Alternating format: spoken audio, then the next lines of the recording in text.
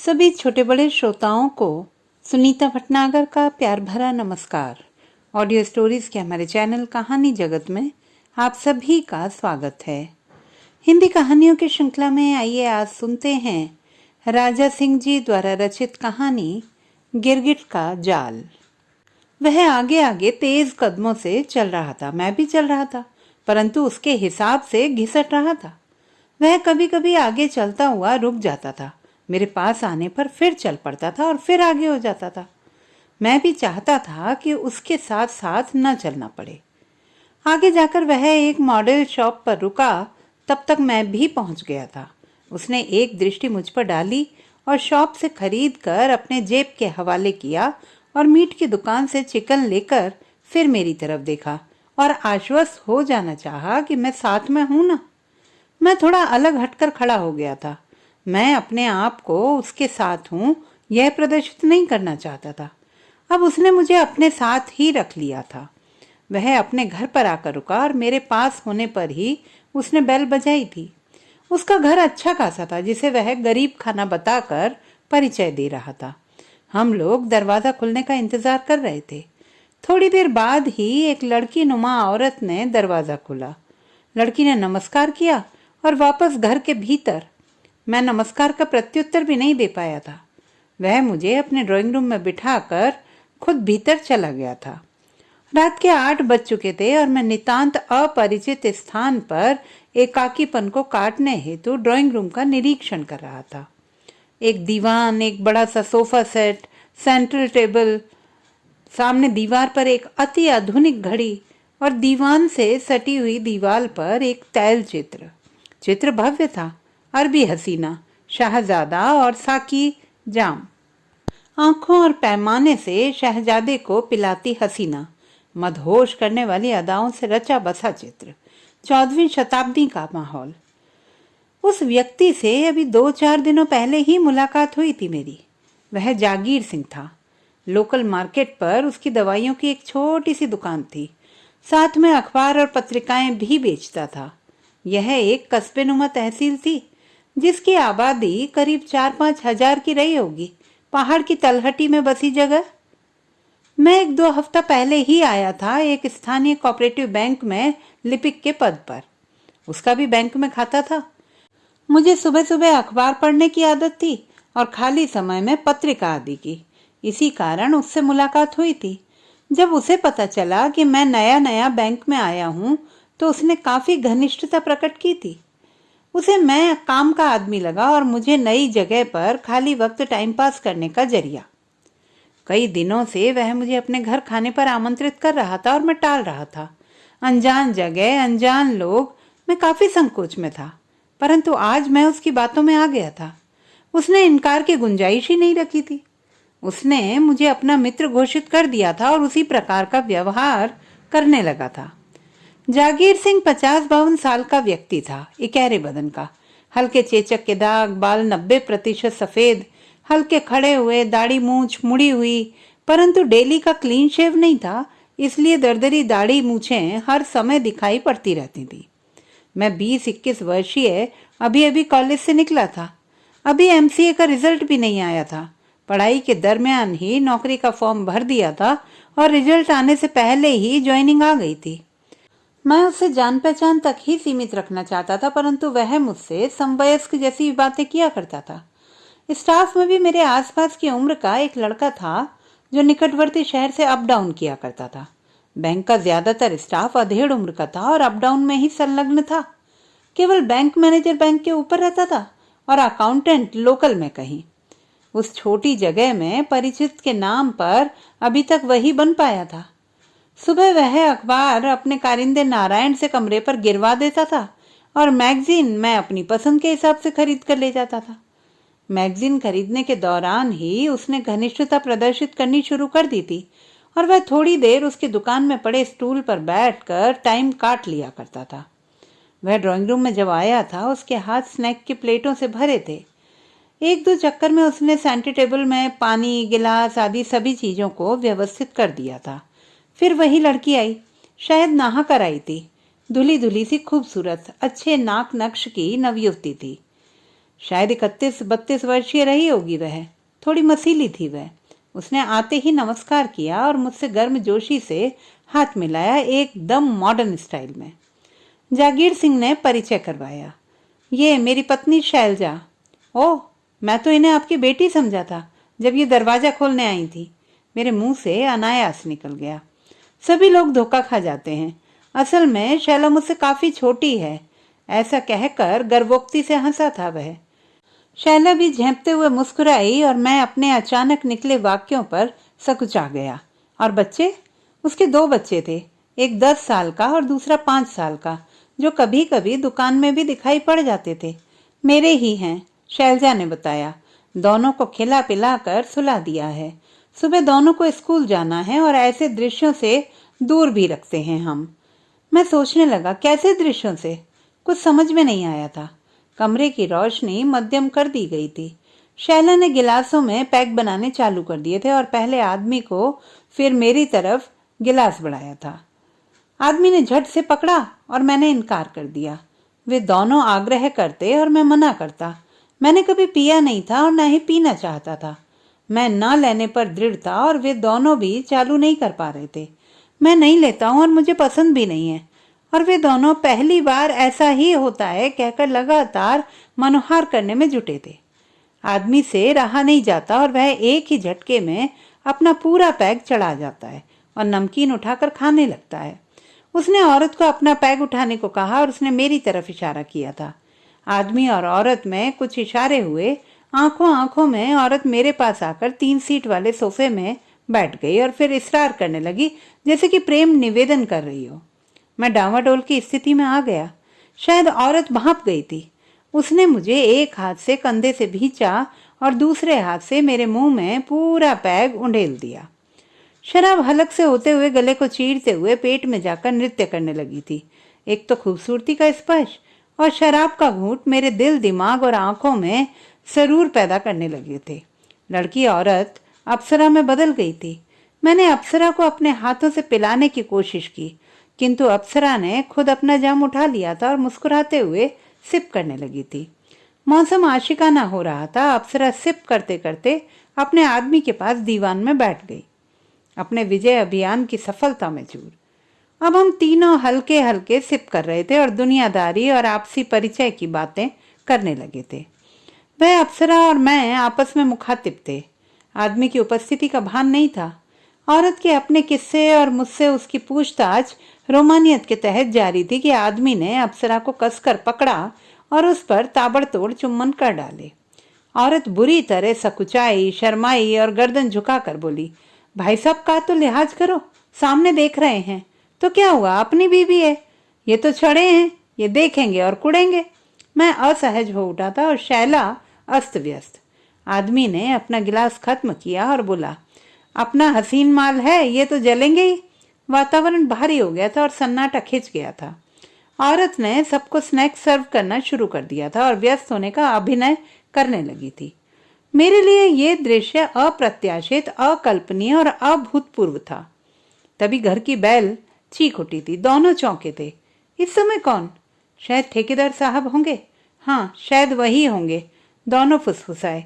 आदमी उठा, दरवाजा खोलने चला गया। सबके सामने ऐसी हरकतें मुझे पसंद नहीं, मगर क्या करें, अपना आदमी है, औरत बोली थी। मैंने सहमति में सिर हिलाया था। मगर तुम्हें अकेले में इसका विरोध करना चाहिए और रूठ जाना चाहिए। मैंने अपनी सहमति दी। जागीर सिंह एक व्यक्ति के साथ दाखिल हुआ।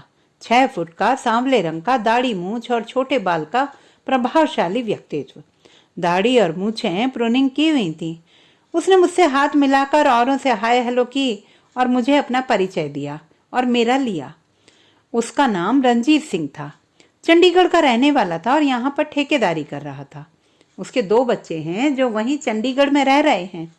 वह यहाँ अकेला पड़ा है, गारे मिट्टी और सरिया सीमेंट से उलझता हुआ। अरे, यहाँ तो महफिल पहले से ही जमी है, आज काफी अच्छा रहेगा। और उसने अपनी मोटरसाइकिल की चाबी जागीर सिंह पर उछाली। मेरा ब्रांड ले आओ, और भी कुछ होगा, उसने खुशी में फरमाया। यहाँ पर आकर कंपनी मिल जाती है, एक स्टैंडर्ड की कंपनी। मुझे तो जब भी मौका मिलता है और इस जगह के पास होता हूँ तो यहीं आता हूँ। सिंह साहब बहुत ही अच्छे आदमी हैं, ऐसा उसने मुझसे मुखातिब होकर कहा था। आदमी रंजीत सिंह की मोटरसाइकिल की डिक्की से एक काफी अच्छे ब्रांड की वाइन और तले काजू का पैकेट ले आया था। रंजीत ने कॉकटेल बनाया और जागीर का गिलास अपने ब्रांड से भरा था और दोनों सिप करने लगे थे। दड़ियल रंजीत ने हम दोनों को भी अपने गिलास जल्दी समाप्त करने का अनुरोध किया, जिससे कि उसकी लाई वाइन सबको सर्व की जा सके। हम दोनों अपना अपना एक दो ही घूंट भर पाए थे कि जागीर और रंजीत ने अपना पैक खत्म कर लिया था। औरत और मेरा गिलास बार बार आग्रह करके खाली करवाए गए। माहौल से पूर्व का तनाव समाप्त हो चुका था और वातावरण फिर रंगीनी की ओर अग्रसर हो चुका था।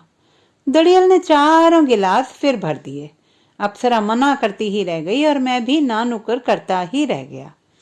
दड़ियल ने सिगरेट का पैकेट निकाला और आदमी को देने के बाद मेरी तरफ बढ़ाया। मैंने इनकार कर दिया। आदमी और दड़ियल ने फिर आग्रह किया। मैंने फिर असमर्थता व्यक्त की। अप्सरा ने तीर छोड़ा। वह मर्द ही क्या जिसमें कोई ऐब ना हो? मुझे तो मर्द ही पसंद आते हैं, जैसे रंजीत भाई साहब। मर्द की परिभाषा सुनकर वह फूला। मुझे सिमटना पड़ा और आदमी ऊर्जान्वित हो उठा। अप्सरा के वाक्यों ने आदमी को उत्प्रेरित किया और उसने अप्सरा को फिर आगोश में लेकर ताबड़तोड़ कई बोसे उसके गालों में छाप दिए। माहौल फिर अजनबी हो गया था। शायद अप्सरा की आंखें शर्म हया से गीली और लाल हो गई थी। मुझे लगा वह कुछ अपमानित भी महसूस कर रही थी। वह चुप लगा गई थी और फिर स्नैक आदि सर्व करने में व्यस्त हो गई थी। माहौल में तनावपूर्ण सन्नाटा व्याप्त हो गया था। आदमी अपने कृत्य पर गर्वान्वित था कि उसके पास इतनी सुंदर बीवी है। माहौल में बदलाव की जरूरत थी। आदमी ने खुद एक सिगरेट ली और मुझे ऑफर की। इस बार मैं मना नहीं कर सका, शायद मर्द होने का सबूत देने के लिए और इस घुटे माहौल से अपने को ऊपर करने के इरादे से। आदमी अलग पड़ गया था। दड़ियल ने माहौल को ढीला किया जब उसने सबसे कुछ सुनाने को कहा। ठहरे हुए माहौल को गतिशील बनाने को वह तत्पर हुआ था। शुरुआत खुद उसने की। अपनी चुनिंदा शायरों की शेरो शायरी सुनाई। उसने अब आदमी की तरफ देखा और अनुरोध किया, मगर आदमी ने पल्ला झाड़ लिया और फोकस उसने अप्सरा पर डाल दिया। अप्सरा ने एक पुराना प्रसिद्ध गीत सुनाया था, अपने पिया की मैं तो बनी रे दुल्हनिया, हंसी उड़ाए चाहे सारी दुनिया, मैं तो बनी रे दुल्हनिया। माहौल सामान्य की तरफ अग्रसर हो चुका था। अब बारी मेरी थी, मगर इस तरह का माहौल मेरे लिए नितांत नया था। ऊपर से वाइन, सिगरेट का नशा, कुछ भी याद नहीं आ रहा था। अनुरोध जिद में बदलते जा रहे थे। ये आग्रह ऐसे नहीं थे जो हमने पहले पूर्ण न किए हों। आखिर में मुझे एक कवि की दो पंक्तियां याद आईं। अंधड़ में खड़ा गुमसुम अमलतास हो या बौखलाया गुलमोहर, तुम्हारे माप की पैमाइशें व्यर्थ हैं। औरत और आदमी के सर के ऊपर से निकल गई पंक्तियां और उनमें कोई भाव नहीं उभरे थे। अलबत्ता दड़ियल ने एक झटके में अपना गिलास खाली किया और बोला, अपने पर फिट कर दी कविता। मैंने कोई प्रतिवाद नहीं किया। दड़ियल और आदमी 3-3 पैग पी चुके थे। अप्सरा का एक ही पैग हुआ था और दूसरा पैग वैसे ही भरा पड़ा था। मेरा दूसरा पैग आधा खाली हो चुका था। दड़ियल ने अपना पैग बनाया और आदमी की तरफ देखा। आदमी ने औरत की तरफ देखा, पर उसने मना किया तो आदमी ने औरत का पैग अपनी तरफ कर लिया और एक ही सांस में खाली कर दिया। दड़ियल ने भी अपना आधा किया। मेरे आगे हिम्मत नहीं पड़ रही थी। अप्सरा ने मेरा आधा पैग देखा और बोली, यशु, हम दोनों मिलकर इसे खाली करते हैं। और बिना मेरे उत्तर की प्रतीक्षा किए उसने आधा गिलास आधा किया और बाकी बची मेरे मुंह में लगाकर गटका दिया। अप्सरा ने खाना लगा दिया था। खाने में पूड़ी, कचौड़ी, 2 तरह की सब्जी और मीट भी था। चावल, अचार आदि भी था। मैंने चिकन खाने से मना कर दिया। अब की बार जागीर झल्ला गया था। बोला, यार तुम ठाकुर हो भी कि नहीं हो? ठाकुरों का तो ये प्रिय भोजन है, इसे तो खाना ही पड़ेगा। रंजीत ने कहा, ठाकुरों के शौक हैं शराब, शबाब और कबाब, और यहाँ तीनों मौजूद हैं। नशा सब के सिर चढ़कर बोल रहा था। अप्सरा की उपस्थिति से माहौल में रूमानियत व्याप्त थी। अप्सरा ने मेरी प्रशंसा शुरू कर दी थी। यशु बहुत ही सीधा सच्चा लड़का है। आजकल के समय में ऐसे लड़के कहाँ होते? आदमी को बड़ाई हजम नहीं हो रही थी। कहीं ठाकुर भी सीधे होते हैं? कहो, क्या कहना है यशवर्धन सिंह? मैंने कोई जवाब नहीं दिया था, सिर्फ आदमी की तरफ घूरा था। मेरी आंखों में क्या था कि आदमी सक पकाया। रंजीत सिंह ने एक नया बाण छोड़ा। अच्छा यश, सही सही बताना, किसी के साथ हम बिस्तर हुए हो? लड़की या औरत का सुख भोगा है, सेक्स का आनंद लिया है? और मीट के 2-4 टुकड़े रख कर चुभलाया और उसने अपनी आंखें मेरे ऊपर गड़ा दी। उसकी आंखें एक्सरे की तरह भेद रही थी। नहीं नहीं, मैं करीब चीखने वाले अंदाज में बोला था। मैं सभी का निशाना बन रहा था जो मेरे भीतर खींच पैदा कर रहा था। तो फिर जिंदगी में किया ही क्या है? जागीर सिंह ने गिलास टेबल में पटकते हुए ऊंचे स्वर में बोला। उसने मेरी जिंदगी की सार्थकता पर सवाल उठा दिया था।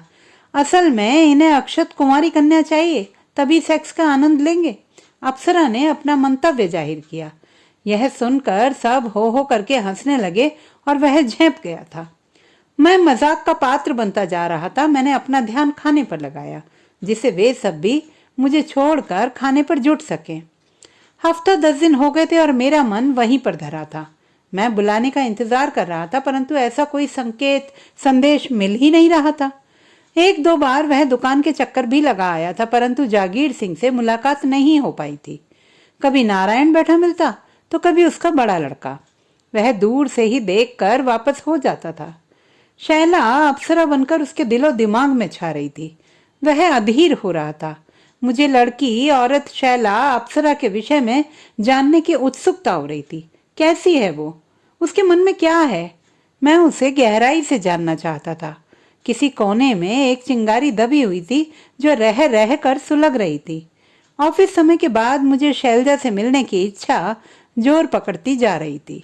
उसके विषय में कुछ तरह तरह के ख्याल उमड़ घुमड़ रहे थे, कुछ अच्छे और कुछ खराब।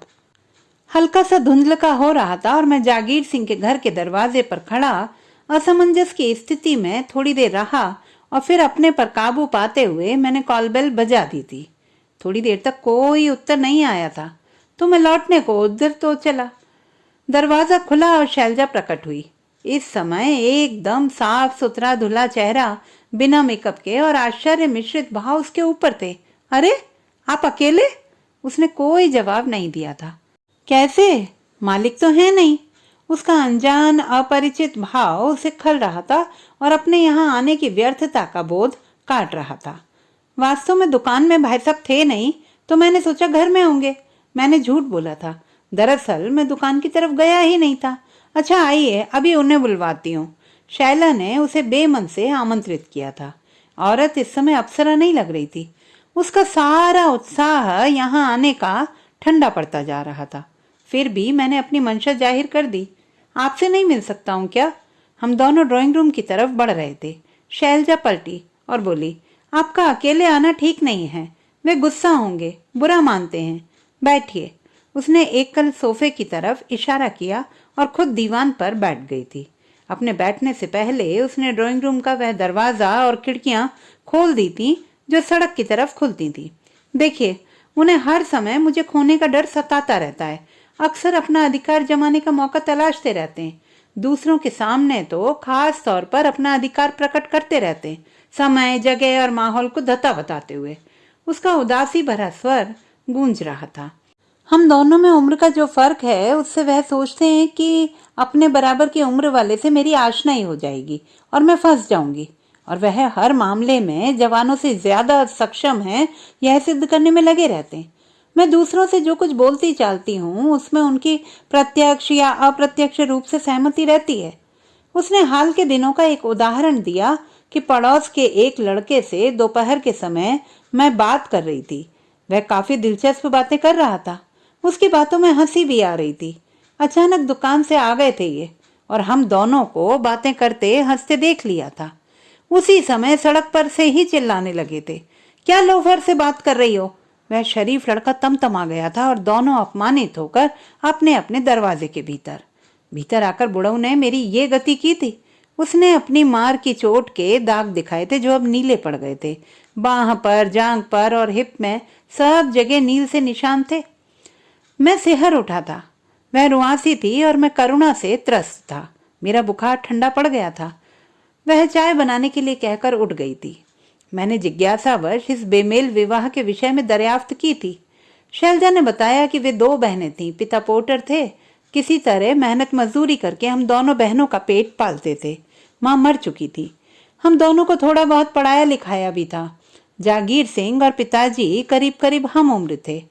पिताजी अक्सर जागीर सिंह से कर्ज लिया करते थे, आवश्यक खर्च, बीमारी आदि को पूरा करने हेतु। फिर बड़ी बहन की शादी हेतु उन्होंने जागीर सिंह से काफी भारी कर्ज लिया था। वे लौटाने की स्थिति में नहीं थे, पर कर्ज पर ब्याज बढ़ता जा रहा था। एक दिन जागीर सिंह ने ही पिताजी के सामने कहा था कि यदि वह अपनी छोटी बेटी की शादी उससे कर दें तो सारा कर्ज माफ हो जाएगा और शादी का खर्चा भी वह उठाएगा। जागीर की पत्नी का देहांत हो चुका था और पहली पत्नी से उसे कोई संतान नहीं थी। पिताजी को भी लगा कि कर्ज समाप्त करने और छोटी बेटी के हाथ पीले करने का यही एक रास्ता बचा है, और मैं इस बुढ़ऊ से ब्याह दी गई। ये 2 बच्चे हैं हम दोनों के। शादी हुए 11 साल हो गए और बुढ़ऊ को अभी तक मेरे भागने का डर सताता रहता है। आपने पूछकर जख्म ताजा कर दिए। वह भीतर चली गई थी, शायद अपने आंसुओं का रेला रोकने के लिए। जागीर सिंह आ गया था। शैलजा ने ही अपने छोटे लड़के को भेजकर बुलवाया था। आते ही उसने कुटिल हंसी के साथ व्यंग्योक्ति की। ओह, आप आए हैं जनाब, मेरी गैर हाजिरी में मेरी बीवी को फंसाना चाहते हो? नहीं नहीं, मैं तो पहले दुकान ही गया था, देखा वहां पर आप थे ही नहीं, सोचा आप घर में होंगे तो मैं इधर आ गया। मैंने सफाई पेश की थी।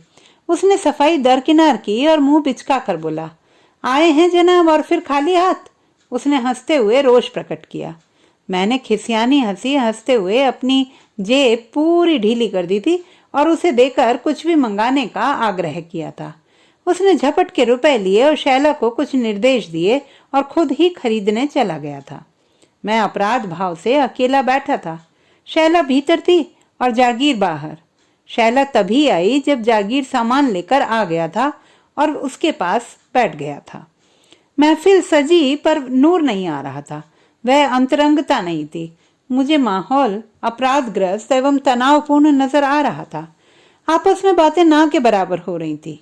ज्यादातर जानकारियां मेरे विषय में जुटाई जा रही थी। प्लेटों और गिलासों का ही शोर था। उसे लगा कि वह ज्यादा देर रुकने के काबिल नहीं था। इस माहौल को यदि इस समय दड़ियल आ जाए तो बदल सकता है। उसने दड़ियल रंजीत सिंह का बेसब्री से इंतजार किया था, परंतु वह अंत समय तक आया नहीं था और अंत समय तक उसी अटपटे अनजाने माहौल से गुजरकर मैं वापस अपने कमरे में आ गया था। उस दिन मैंने पीने पिलाने खाने खिलाने में कोई ना नुकर नहीं की थी। फिर भी माहौल दोस्ताना नहीं था। शैलजा अप्सरा नहीं लग रही थी। जागीर सिंह भी चहक नहीं रहा था। जागीर इधर उधर की बातें कर रहा था। शैलजा चुप थी। महफिल बोझिल होती जा रही थी। वह जल्दी ही उठ गया था। हाँ, जागीर सिंह उसे कमरे तक छोड़ने जरूर आया था। मैं बैंक में बैठा काम कर रहा था कि जागीर सिंह आया। शायद बैंक में कोई काम होगा। मुझसे उसने इधर उधर की बातें की और इतने दिनों से न आने का उलाहना भी दिया। तुम्हारी भाभी याद कर रही हैं? कई बार से तुम्हें बुलाने को कह रही हैं। क्या उस दिन हंसी मजाक में कई बातों का बुरा तो नहीं मान गए? मैं निष्प्रह उसकी बातें सुनकर अनसुनी कर रहा था। कोई उत्सुकता नहीं दिखाई मैंने, न आने का ही कोई आश्वासन दिया। मैं सोच रहा था कि वह जल्दी से मेरे पास से हटे, क्योंकि स्टाफ उत्सुक नजरों से हमें देखने लगा था। स्टाफ उसके विषय में क्या जानता था? कैसा व्यक्ति था वह? मेरी उससे कैसे पहचान है? स्टाफ से कभी उसके विषय में बात नहीं हुई थी, ना ही स्टाफ ने कभी उसका जिक्र किया था, परंतु था वह सबकी नॉलेज में। वह किसी प्रयोजन से ही आया था। उसने फुसफुसाहट में मुझसे इतने रुपए मांगे थे कि आधी सैलरी होती थी, जिसे उसने 1-2 दिन में लौटा देने का वादा किया था। उसने बताया कि ड्राफ्ट बनवाना है, रुपए कम पड़ रहे हैं। उससे पिंड छुड़ाने की गरज से उसे अपने खाते से रुपए निकाल के दिए थे। स्टाफ उसे और मुझे घूर रहा था। संबंध क्या है, कैसे हैं और क्यों हैं? किंतु स्टाफ ने उस दिन मुझसे कुछ नहीं पूछा था। हफ्ते भर से ज्यादा हो गया था और जागीर सिंह का कोई अता पता न था। ना तो कोई संदेश आया, ना ही उधार रुपए आए थे। अपनी आर्थिक हालत पतली हो रही थी। अपना काम चलाना मुश्किल हो रहा था। दैनिक खर्च में तंगी आ रही थी। तनख्वाह मिलने में अभी एक पखवाड़ा बाकी था। 2-1 बार मैं उसकी दुकान के चक्कर भी लगा आया था, परंतु मांगने का संकोच कर रहा था। वह वापस करने का कोई जिक्र भी नहीं कर रहा था। मेरे वहां दुकान पर पहुंचने पर वह बेरुखी ही प्रदर्शित करता था। मैं असमंजस में रहता था कि मांगूं या ना मांगूं। अपने आप ही दे देगा, सोचता रहता था। परंतु उसका कोई भाव ऐसा नहीं लग रहा था कि उसे वापस करने की चिंता है। एक बार हिम्मत करके मैंने मांग लिया तो उसने कोई ना कोई बहाना बनाकर टाल दिया। अब मैं हर दूसरे तीसरे दिन उसकी दुकान पर जाता और रिक्वेस्ट करता तो खींच जाता था। कहता था दे देंगे, कहीं भागे जा रहे हैं क्या? मैं अपने आप तुम्हें दे दूंगा जब मेरे पास होंगे। मैं अपना सुना सुनाया जवाब लेकर वापस आ जाता। इतने दिनों में उसने एक बार भी न घर चलने की बात कही, न कुछ खाने खिलाने की। मैं पछता रहा था उस पर विश्वास करके। मेरे पास जेब खर्च के पैसे समाप्त हो चुके थे, खाने पीने की दिक्कत आने लगी थी। मैं आज फैसला करने की नीयत से उसके पास गया था। उसने कहा, कैसे आए हो? मैंने उसे अपनी समस्या बताई और रुपए वापस करने का अनुरोध किया। परंतु उसका उत्तर बड़ा विचित्र था। अपने पैसे का बड़ा रोना रोते हो, और जो मैंने तुम्हारे ऊपर इतने रुपए पैसे खर्च किए उनका क्या? जाइए, सब उसी खर्चे में एडजस्ट हो गए। मैं बहस में उतर आया था, परंतु गहमा गहमी से बच रहा था, क्योंकि मैं नहीं चाहता था कि लोग उसके मेरे संबंधों को जाने। अब तक इतने दिनों में मुझे ये आभास हो चुका था कि लोग उसे अच्छी नजरों से नहीं देखते थे। उसी दरमियान उसका कारिंदा कम दोस्त नारायण आ गया था। उसने नारायण से कहा कि वह मुझे समझाए। नारायण ने मुझे अलग ले जाकर समझाया था कि वह रुपए तो वापस करेगा ही नहीं, और उससे लड़ाई ठीक नहीं है, क्योंकि तुम बाहरी व्यक्ति हो और वह स्थानीय व्यक्ति है। लोग उसका ही फेवर करेंगे। तुम नौकरी वाले व्यक्ति हो, सब्र कर जाओ और बदनाम हो जाओगे तुम। उसने ये नहीं बताया कि मैं बदनाम कैसे हो जाऊंगा, परंतु मैं वापस हतोत्साहित आ गया था। महीने के बाकी दिन मैंने अपने सहकर्मी से उधार मांगकर चलाए थे और सैलरी मिलने पर उसे लौटाए थे। जागीर सिंह को उधार दिए पैसे मैंने बट्टे खाते में डाल दिए थे। आज मैंने निर्णय लिया था कि अपने कमरे में ही कुछ बनाया जाए। कई दिनों से लगातार होटल का खाते खाते मन उब गया था। मैंने खिचड़ी बनाने का कार्यक्रम बनाया और दाल चावल बीन कर भगोने में करके स्टोव में खिचड़ी चढ़ाकर ट्रांजिस्टर से गाने सुन रहा था। ऐसा लगा कि सीढ़ियों से ठक ठक की आवाजें आ रही हैं, जैसे कि कोई आ रहा हो। रात के 9 बजे थे। इस समय कौन हो सकता है? कमरे का भिड़ा दरवाजा खुला और जागीर सिंह नारायण के साथ हाजिर था। बड़ी शिकायतें उलाने दिए उसे भूल जाने का, मुझे दोष दिया और इतने दिनों से ना आने का कारण भी पूछा। तुम्हारी भाभी पूछती रहती हैं आदि आदि, और ये क्या, हम लोगों के होते हुए तुम्हें खाना बनाना पड़ रहा है? वह मर गया है क्या? तुम्हारी भाभी तुम्हें बुला रही है, अभी चलो, तुम्हारे लिए कुछ स्पेशल बनाया है। मैंने अपनी खिचड़ी बन जाने का इशारा किया, जिसे उसने स्टोव बंद करके उतार दिया। मेरी अधबनी अधपकी खिचड़ी को उसी हाल में छोड़कर मुझे लेकर चल दिया। मैं अनिर्णयित सा उसके साथ हो लिया। रास्ते में नारायण के इशारा करने पर मुझे ही बोतल का भुगतान करना पड़ा था और जागीर की ललचाती और लपकती आंखों को राहत देनी पड़ी थी। घर पर शैलजा ने एक विरहिणी प्रेमिका की तरह उसका स्वागत किया था। तमाम लानतें, मनालतें, शिकवे, शिकायतें, रूठने का अभिनय, और अंत में इतने दिनों से मैंने दर्शन क्यों नहीं दिए? शैला ने कहा, तुम तो अकेले भी आ जाते हो, तुम्हारे लिए कोई रोक टोक तो है नहीं। मुझसे क्या नाराजगी थी? अगर आपको मालिक से कोई नाराजगी थी तो इसमें मेरी क्या खता थी? शैलजा की आंखों में आंसू थे, असली या नकली उसे अंदाजा नहीं हो पा रहा था। परंतु उस समय मैं अचंभित एवं आतंकित हुआ जब शैला ने मुझे हक करके किस किया था अकेले में। कहीं कोई देख लेता? फिर पीने पिलाने का दौर चला था और आज शैला अरबी हसीना नजर आ रही थी और मैं अरब देश का सुल्तान।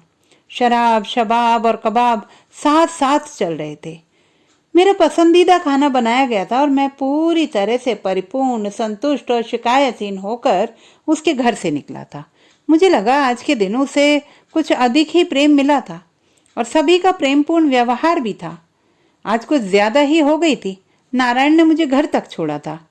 कई दिन निकल गए थे। मैं अप्सरा या अरबी हसीना के खुमार में रह रहा था। उससे मिलने को बेताब भी था, परंतु उसके पास बिना बुलाए जाने की हिम्मत नहीं पड़ रही थी। आज इतवार का दिन, छुट्टी का दिन, सारा दिन खाली क्या करेंगे? मैगजीन साथ नहीं दे रही थी या मन नहीं लग रहा था। जागीर सिंह का रुख क्या होगा? उसका नेचर अनप्रिडिक्टेबल था। गिरगिट है, कुछ अनापेक्षित न घटित हो जाए। मैं धूप पर बैठा असमंजस की स्थिति में था। अनिर्णय पूरी तरह हावी था। आंतरिक मंथन चल रहा था कि नारायण आ गया था। आज पिक्चर चलने का प्रोग्राम है, सब लोग चलेंगे, तुम्हें बुलाया है। दोनों यहीं से सिनेमा हॉल चलेंगे, वे लोग घर से सीधे आएंगे। मैं उसके साथ चल पड़ा था, सानिध्य के लालच में। शैला आई थी अपने पति और दोनों बच्चों के साथ। मैंने सभ्यता पूर्वक सारी टिकटें खरीदी और एक साथ सिनेमा हॉल में प्रवेश किया था। सभी एक साथ एक ही रो में बैठे हुए थे। पिक्चर शुरू होने से पहले शोरगुल हो रहा था। हमारी सीट के पीछे 2-3 रो छोड़कर आवाजें आ रही थी, हंसी की, कहकहों की। फिर मेरा नाम पुकारने की आवाजें आने लगी थी। यश, यश, अबे इधर आ, वहां कहाँ? मैंने पलटकर देखा तो मेरे पड़ोस के कमरे में रहने वाले 2 जेई लड़के सलिल और दीपक मुझे पुकार रहे थे। उनके साथ कपड़े की दुकान मालिक का लड़का राजेंद्र, पुलिस इंस्पेक्टर का लड़का फाहिम, पुनीत चौधरी जिसके पिता की हार्डवेयर की दुकान थी, और तजेंद्र सरदार जो तहसील में क्लर्क था। सभी हम वयस्क थे, 21 से 25 वर्ष की रेंज में। अक्सर उनसे मुलाकातें हो जाती थी। उनसे जान पहचान भी सलील के माध्यम से हुई थी। मैं अपनी सीट से उठकर उनसे मिलने गया तो उन लोगों ने अपने पास ही बीच की सीट में बैठा लिया था। मैंने उन्हें बताया कि मैं अकेले ही पिक्चर देखने आया था। हालांकि सभी लड़के खिंचाई करने में व्यस्त थे। अबे माल को अकेले अकेले ताड़ रहे थे, सौंदर्य पान कर रहे थे। क्या जान पहचान है, मेरी जान पहचान भी करा दो, आदि आदि। मैंने पूरी तरह इनकार किया था। मैं कतई नहीं जानता, मैं तो पहले ही आ गया था, ये लोग तो मेरे बाद आए हैं। हम सब मिलकर साथ हो गए थे। कमेंट पास किए जा रहे थे, हाय हल्ला कर रहे थे। जागीर सिंह और शैलजा को लेकर विशेष रूप से लोकल के लड़के राजेंद्र, तजेंद्र, फाहिम और पुनीत। बूढ़ी घोड़ी लाल लगाम, हूर के साथ लंगूर, चमकनो, साहिब बीबी और गुलाम। ये चिल्लाहट पिक्चर शुरू होने से पहले, इंटरवल में और पिक्चर समाप्त होने के बाद भी थी। जब जागीर का परिवार उठा तब भी फब्तियां जारी थी। मैं इन सब से बच रहा था। मुझे ये सब अच्छा नहीं लग रहा था, मगर इन सबको नियंत्रित करने की क्षमता मेरे पास नहीं थी और न ही मैं प्रतिरोध करने में सक्षम था।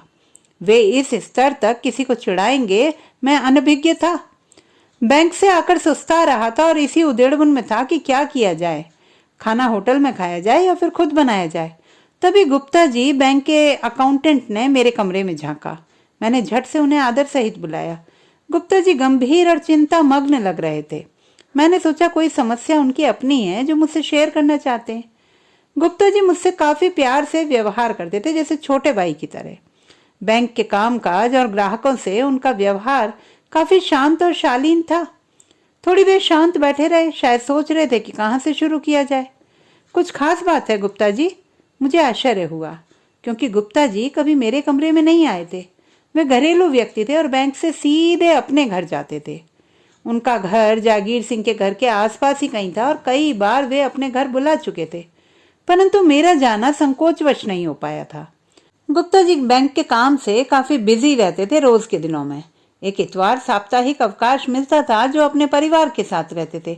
अगर इतवार को मैं गया तो उनका और मेरा दोनों का साप्ताहिक अवकाश नष्ट होने की आशंका थी, क्योंकि उनका उपदेश सदाचार का, संभल के रहने का जो झेलना पड़ता, वह कई दिनों के लिए काफी होता और मुझे हर हाल में आश्वासन देना पड़ता उन्हें। कल क्या हुआ था सिनेमा हॉल में? किसके साथ थे? वहां क्या किया था? एक साथ कई सवाल दाग दिए थे। कुछ नहीं, मैं अकेले गया था और कुछ भी तो नहीं हुआ था। अच्छा, जागीर सिंह तुम्हारी शिकायत कर रहा था कि तुमने उसकी बीबी को छेड़ा था और वह तुम्हारी FIR करने जा रहा था।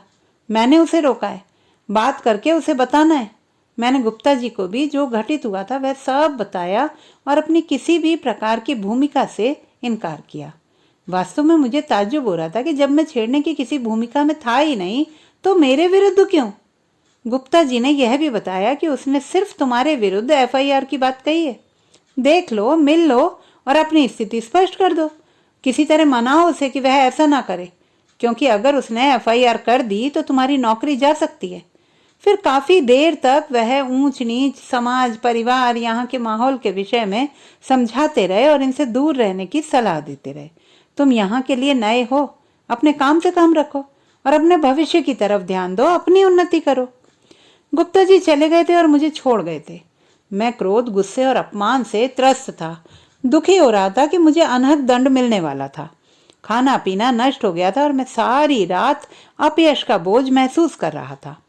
सुबह होते ही मैं जागीर सिंह से भिड़ने का मूड बना चुका था। मैं निकल पड़ा था उससे मिलने या लड़ने। दुकान में जागीर सिंह और नारायण दोनों थे। मैं उबल पड़ा था, मगर जागीर सिंह ने कोई उत्तेजना नहीं दिखाई थी। तुमने गुप्ता जी से क्या कहा सुना है? मेरी एफआईआर करवा रहे हो? क्यों?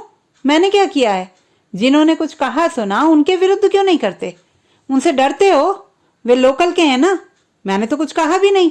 मैं तो तुम्हारे साथ पिक्चर गया था, खर्चा भी मैंने किया और मुझे ही दोषी ठहरा रहे हो। मेरी आवाज तीखी और तल्ख थी।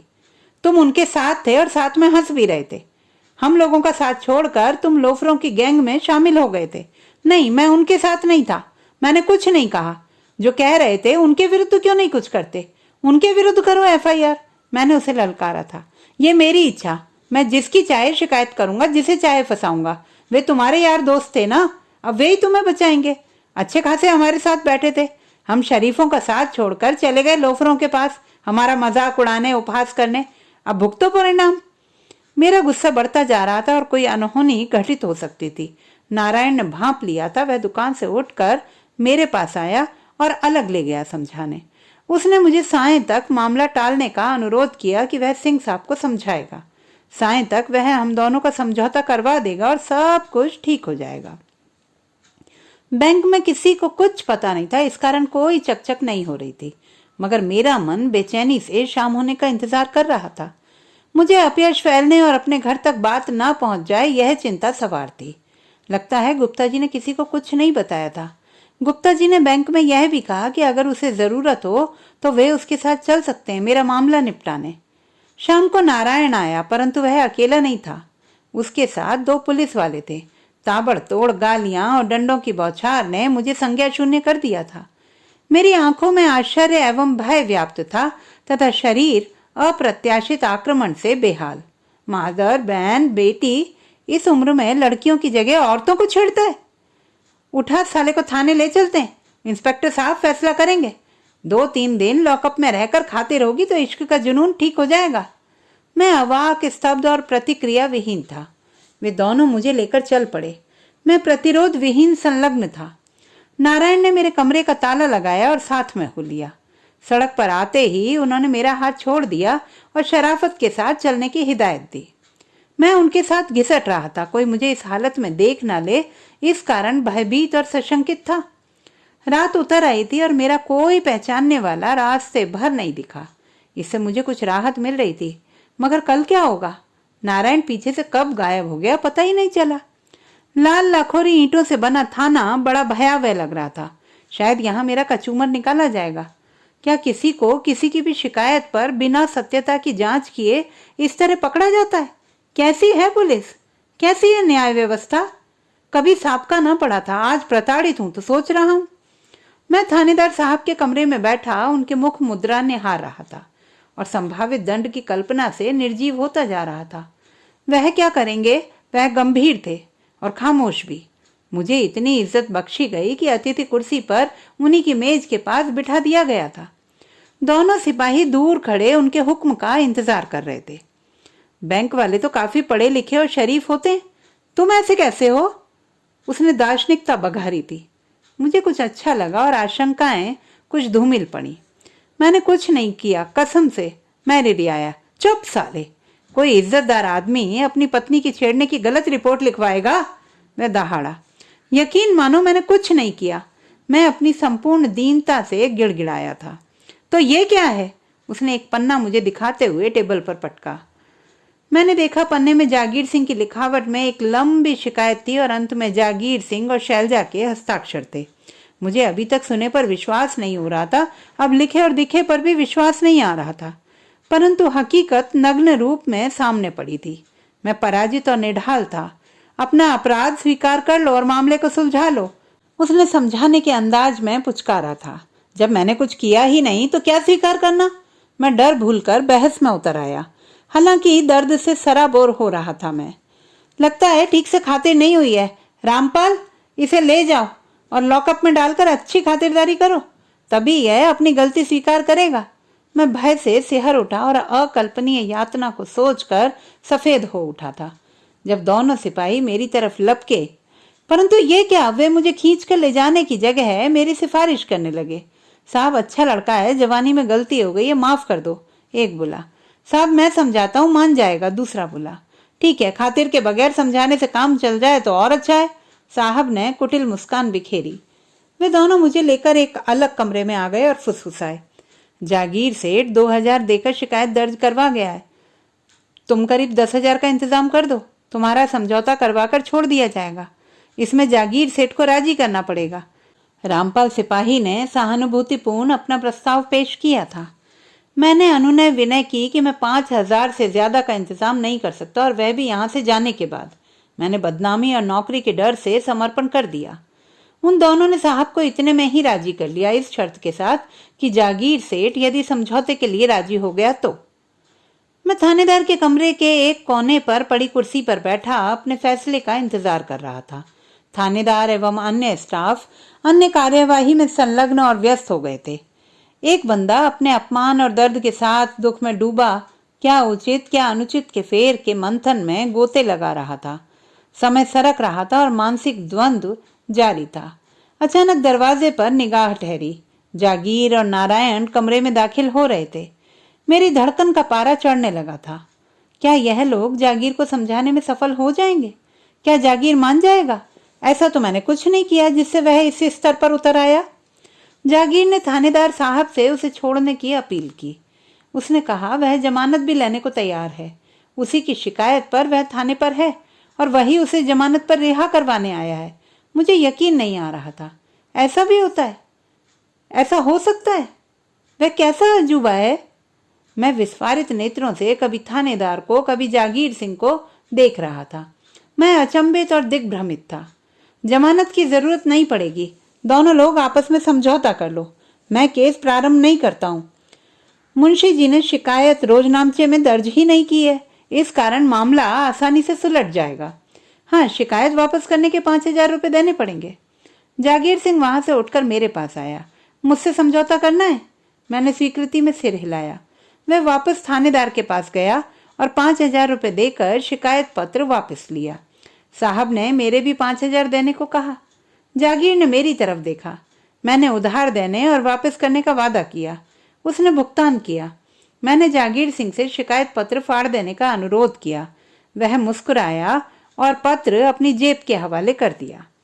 मैं, नारायण और जागीर सिंह थाने से बाहर आ गए। साथ साथ चल रहे थे। वे मुझे लेकर दुकान की तरफ बढ़ रहे थे, परंतु मैं अपने कमरे में वापस जाना चाहता था। मैंने नारायण से कमरे की चाबी मांगी तो वह जागीर के पास निकली। उसने कहा, जल्दी क्या है, बात तो पूरी हो जाए।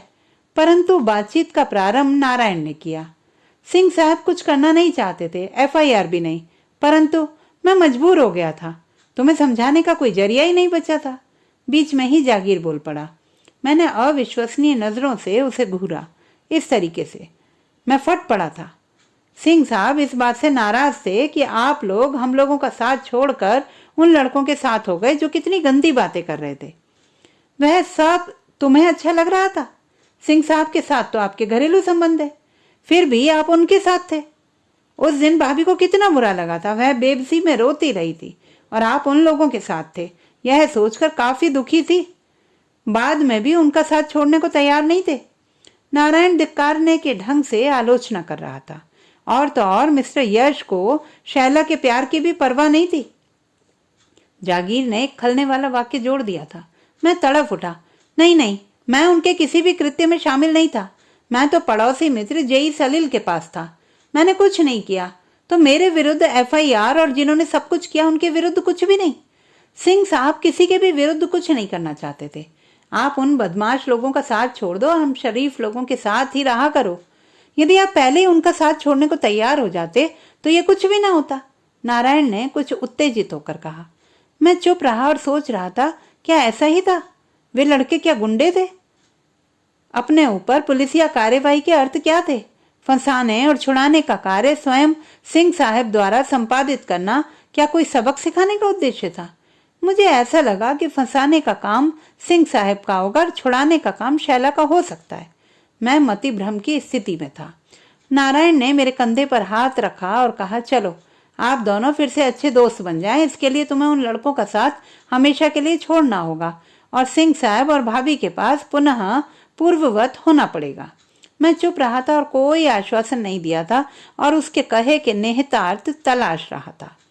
नारायण ने हम दोनों के हाथ मिलवाए। जागीर सिंह लपक कर मेरे गले मिला और बोला, यह सब कुछ तुम्हारे भले के लिए ही किया था कि तुम उन लोफरों आवारा लड़कों की संगत में बिगड़ न जाओ। मुझे कुछ समझ में नहीं आ रहा था। मैंने कोई प्रतिवाद नहीं किया। मैं इस बात से संतुष्टि का अनुभव कर रहा था कि इतना दुरूह मामला आसानी से निपट गया है। मैं कुछ बोलकर मामला फिर न बिगाड़ दूं। फिर मेरी इज्जत और नौकरी पर आया आसन्न संकट टल गया था। क्या हसीना ने मुझे बचाया? नारायण और जागीर ने जोड़ दिया कि रात का खाना सिंह साहब के घर में हो और पुनः दोस्ती स्थापित होने का जश्न मनाया जाए और खर्चा दोनों लोग आधा आधा वहन करें। मगर मैंने इस बात का दृढ़ निश्चय कर लिया था कि ऐसे गिरगिट इंसान से तो दूर रहूंगा और किसी प्रकार का संबंध नहीं रखूंगा। अब गिरगिट के जाल में फंसना नहीं है। मैंने दोनों से विनम्रतापूर्वक माफी मांगी, यह कहते हुए कि मेरी तबीयत ठीक नहीं है, फिर कभी सही। मैं मुड़कर चला ही था कि याद आया कि कमरे की चाबी तो जागीर के पास है। वापस लौट कर आया तो देखा कि वे दोनों वहीं खड़े थे।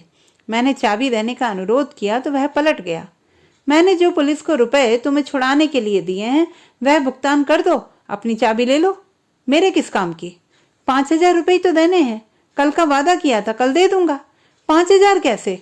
2,000 रपट के, 5,000 वापस लेने के और 5,000 तुम्हारे कहे 12,000 हुए। ये कम से कम 3,000 रुपये दुकान का नुकसान इस लफड़े को सुलझाने के चक्कर में। कुल 15,000 होते। अभी भुगतान करो और कमरे की चाबी ले लो। यह हिसाब सुनकर मेरा दिमाग घूम गया। फिर इतने रुपए मैं कहाँ से लाऊंगा? अभी की बात ही क्या, मैं तो हफ्ते 15 दिन में भी नहीं कर पाऊंगा। मैंने फिर अनुरोध किया परंतु वह अडिग था अपनी मांग पर। रात के 11 बज रहे थे। मेरा सर दर्द से फटा जा रहा था। पुलिसिया मार की वजह से मेरे शरीर का पोर पोर दुख रहा था। मैं निस्सहाय उसे ताक रहा था और वह मठरा रहा था। आप ऐसा करो, अपनी जंजीर और अंगूठी दे दो जमानत के रूप में और कमरे की चाबी ले लो। जब 15,000 रुपये दोगे तो सिंह साहब आपकी जंजीर और अंगूठी वापस कर देंगे। नारायण ने यह कहकर मामला सुलझाया। जागीर प्रसन्न हुआ और राजी हो गया। मैं कुछ शंका में घिर गया कि 15,000 देने के बाद भी क्या जंजीर और अंगूठी मिल पाएंगे। निश्चय ही नहीं। मरता क्या ना करता, मुझे अपनी जंजीर और अंगूठी की बलि देनी पड़ी। समझौता? क्या यह समझौता था? मैं टूट रहा था, बिखर रहा था, परंतु यह एहसास बाकी था कि हसीना को मेरी कमी खलेगी जरूर। मैं कमरे की तरफ अकेला ही चल पड़ा था, असंपृक्त। मैं अपने निर्णय से खुश नहीं था। सही गलत के ऊहापोह में था। मैं शैला से संबंधहीन होना नहीं चाहता था। इस प्रकरण में उसका कोई कसूर नजर नहीं आ रहा था। वह मुझे चाहती है, इस विषय में मैं आश्वस्त था। फिर उससे बिछो क्यों? कदम इस तरह से उठ रहे थे कि जागीर या नारायण कोई रोक लेगा, मना लेगा, फिर रंगीनियत का दौर चल पड़ेगा। वह छाती जा रही थी। शैलजा, अप्सरा, हसीना विविध रूपों में भरमा रही थी, लुभा रही थी, परंतु अब छूट रही है। ऐसा लगता है कि सब कुछ खो गया है। दिमाग खाली था और दिल डूब रहा था। परिदृश्य से जागीर सिंह और नारायण गायब थे और घूम रहे थे। अतीत के दृश्य। दिल, दिमाग, आंखों से कदमों का तारतम्य टूट चुका था। 1/4 किलोमीटर का रास्ता कितना दुरूह और यंत्रणा भरा था कि घर पहुंचना मुश्किल हो गया। कितना वक्त लग गया होगा, अनभिज्ञ था। सड़क से हटकर जब अपनी गली में घुसा तो अपने को पाया। अंधेरा था, बिजली नहीं आ रही थी। अभ्यस्तता से अपने कमरे पहुंचा तो लगा कि वह चबूतरे या आसपास है कहीं। यह मेरा भ्रम था। यह सोचकर सर झटका और कमरे का ताला खोलने को उद्ग्रत हुआ। कौन? मैं डरकर चौंका। किसी ने मेरा हाथ पकड़ लिया था। सफेद नाजुक हाथों ने मेरा हाथ दबा रखा था, जिसकी गर्माहट मेरे शीत युक्त बदन में झुरझुरी पैदा कर रही थी। मैंने आंखें उठाकर देखा, वह वही थी और मैं विस्मय से भर गया। वह फुसफुसाई। एक शब्द ही इतना मादक और चुंबकीय था। मैं अवाक, अपलक, निहारता बेसुध हो गया। उसने एक हाथ मेरी कमर में डाला और ले चली अपने गंतव्य की ओर। मैं झेंप रहा था, कोई देख ना ले, परंतु अंधेरा कवच बना था। वह बिंदास नख से शिक तक आमंत्रण ही आमंत्रण थी। मैं हवा में उड़ रहा था, वह जमीन में चल रही थी। अचानक मैंने देखा कि मैं बुलबुल बन गया हूँ। शैला, डोर और जागीर सिंह अड्डे में परिवर्तित हो गया है। डोर का एक सिरा बुलबुल के पैर में बंधा था और दूसरा सिरा अड्डे से जुड़ा था। बुलबुल का उड़ना सीमित हो गया था।